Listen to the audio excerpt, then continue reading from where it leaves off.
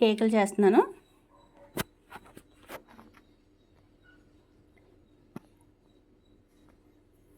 అన్నీ ఒక కప్పు అనమాట, ఈక్వల్గా సమానంగా ఒక కప్పు, ఒక గిన్నె మైదాపిండి, ఒక గిన్నె వెనపూస. అవ్వండి స్వచ్ఛమైన చక్క ఇంట్లో చేసిన వెనపూస అది. చక్కగానే ఒక గిన్నె అనమాట, అన్ని కొలతతో చూపిస్తున్నాను.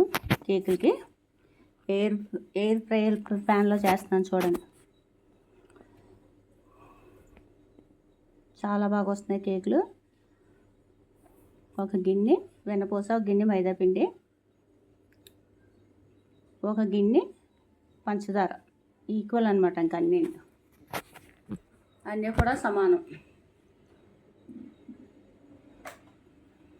పంచదార కూడా వెన్నపూసలో వేసేస్తున్నాను.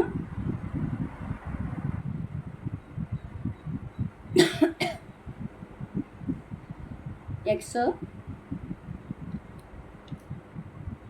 అవి కూడా గిన్నెలో చూపిస్తున్నాను చూడండి. అవి కూడా ఈక్వల్గా తీసేసుకోవాలి.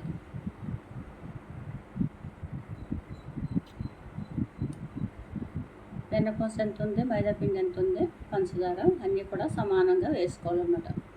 వెనీలా ఎసెన్స్ కావాలితే వేసుకోండి, నాకు లేదు మళ్ళీ నేను వేయట్లేదు. కొంచెం తిని సోడా వేసుకోవాలి, బేకింగ్ సోడా చిటికుడు.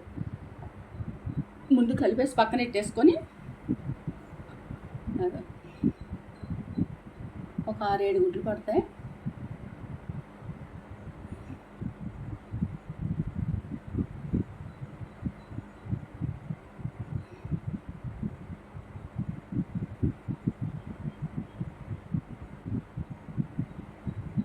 గుడ్లన్నీ కూడా పగలు కొట్టుకొని చక్కగా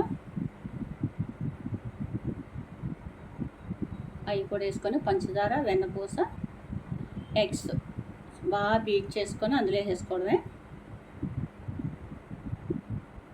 ముందు ఈ 3 బాగా కలిపేసుకొని ఆ తర్వాత మైదాపిండి వేద్దాం లాస్ట్లో. చూడండి, పంచదార, వెన్నపూస కలిపేస్తున్నాను. చేతితో కలుపుతాను చూడండి, బాగుంటుంది. బీటర్ ఉంటే బీటర్తో చేసుకోండి, నేను చేతితో కలుపుతాను. ఫస్ట్ ఇలా కలిపి తర్వాత చేతి అయితే మనకి బాగా కలుస్తుంది కదా.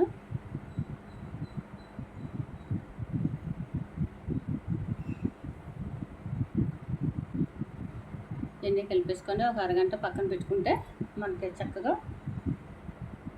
నాని ఉంటుంది అన్నమాట.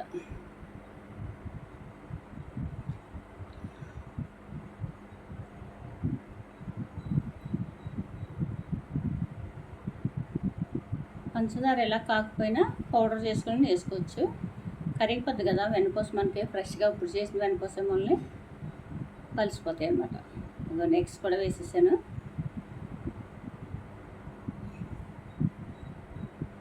చిన్న కేక్స్ చాలా బాగుంటాయి, మనకి చాలా బాగా వచ్చేస్తాయి చూడండి. బాగా కలిపేసుకొని మైదాపిండి కూడా వేసి కలిపేద్దాం.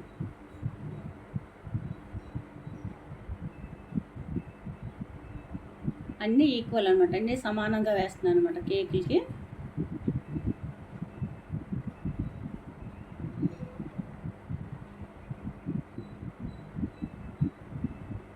కలిపేసుకొని పక్కన పెట్టుకోవాలి.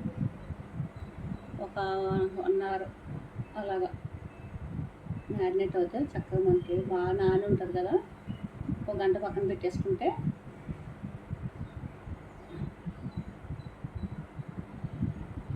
కలిపేసుకొని పక్కన పెట్టేసుకోవాలి.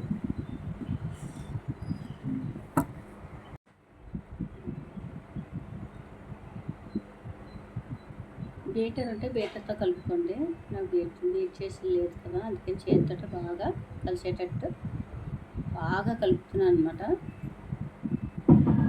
మనకి కాసేపు నానేసరికి ఇంకా లూజ్ అవుద్ది మనకి, ఇంకా పంచదార కరుగుద్ది కదా. వెన్నపూస పంచదార అన్నీ కరిగి అదిగో చూసారా 1 గంట నానింది. పైకి ఎలా పొంగిందో చూసారా. చక్కగానే పక్కన పెట్టేసుకోవాలి. కొంచెం తిని సోడా వేసుకోండి, బేకింగ్ సోడా కొంచెం తిని సోడా వేసి కలిపేసుకొని మనం ప్యాన్లో పెట్టేసుకోవడానికి చూడండి. రెడీ అయిపోయి కప్స్ వేస్తున్నాను.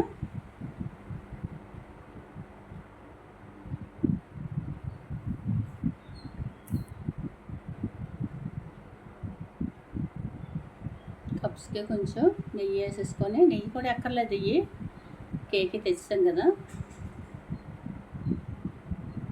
చూసారు ఎలా లూజ్ అయిందో చక్కగానే.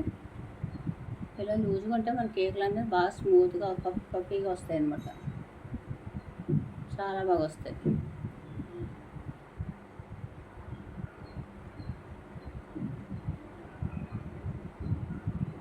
చక్కగా పొంగుతాయి, అన్నీ సమానంగా వేసుకున్న వల్ల బాగా వస్తాయి అన్నమాట, కేక్ చాలా బాగా వస్తాయి.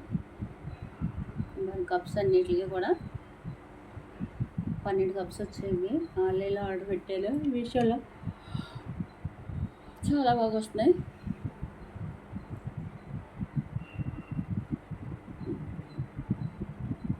కేకులు ఓవెన్ అంటే ఓవెన్లో పెట్టుకోవచ్చు, ఓవెన్ లేదు నాకు, ఇది కొత్త కొన్నాను కదా ఎయిర్ బ్రాండ్.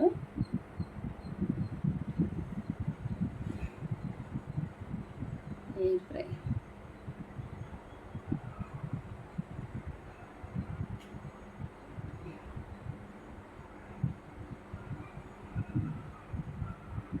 కొంచెం నెయ్యి రాస్తున్నాను, ఫస్ట్ టైం వల్లే అస్తమానికి రాయక్కర్లేదు. ఇందులో మాత్రం చాలా బాగా వచ్చాయి.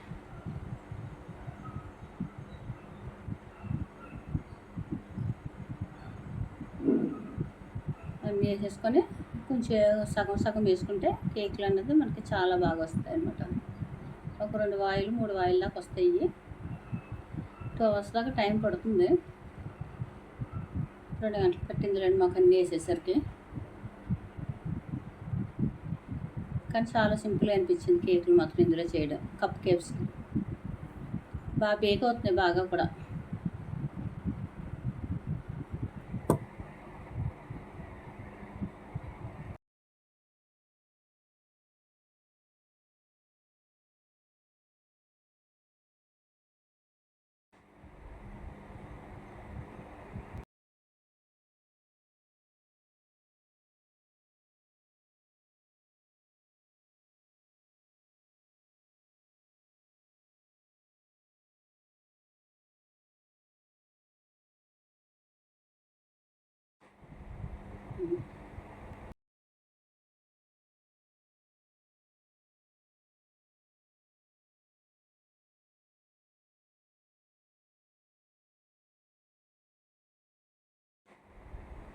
అన్నీ వేసుకున్నాం కదా, ఇప్పుడు అందులో పేస్ట్ చేద్దాం.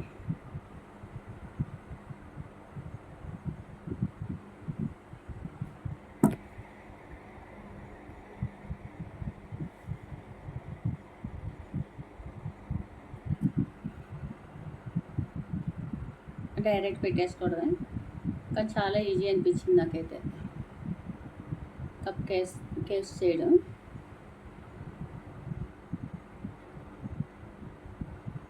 చూడండి ఎంత బాగా వచ్చిందో, తీస్తే చాలా ఈజీగా వచ్చేసినాయి అనమాట. చూడండి అన్నీ అలా పెట్టేసుకొని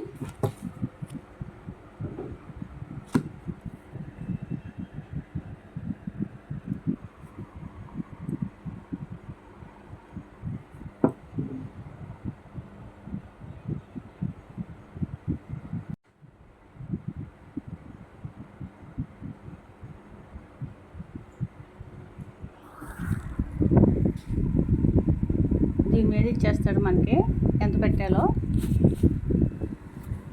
160 degrees అనమాట.